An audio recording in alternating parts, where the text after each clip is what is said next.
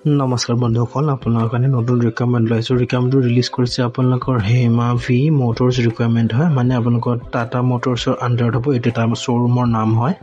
মই আপোনালোকৰ ৰিকুৱাৰমেণ্ট ডিটেইলছখিনি কথা কৈ দিছোঁ। প্ৰথমটো পষ্ট হ'ল আপোনাৰ ছেলছ মেনেজাৰৰ কাৰণে। টোটেল আপোনালোকৰ এটা পষ্ট আছে মেলৰ কাৰণে হয়। জব লোকেশ্যন আপোনালোকৰ নৰ্থ লখিমপুৰ হ'ব আৰু বয়সৰ সময়সীমা আপোনাৰ 21 বছৰতকৈ বেছি হ'ব লাগিব।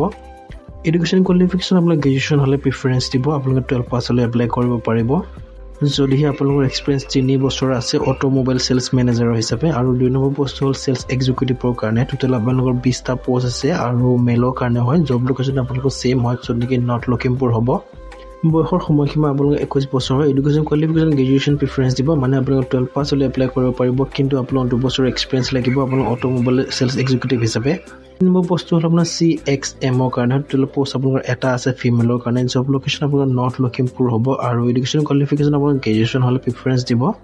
এজ লিমিট আপোনাৰ 21 বছৰতকৈ বেছি হ'ব লাগিব আৰু আপোনালোকৰ 2 বছৰ এক্সপিৰিয়েঞ্চ লাগিব আৰু কোনো ধৰণৰ এপ্লিকেশ্যন ফিজ নাই।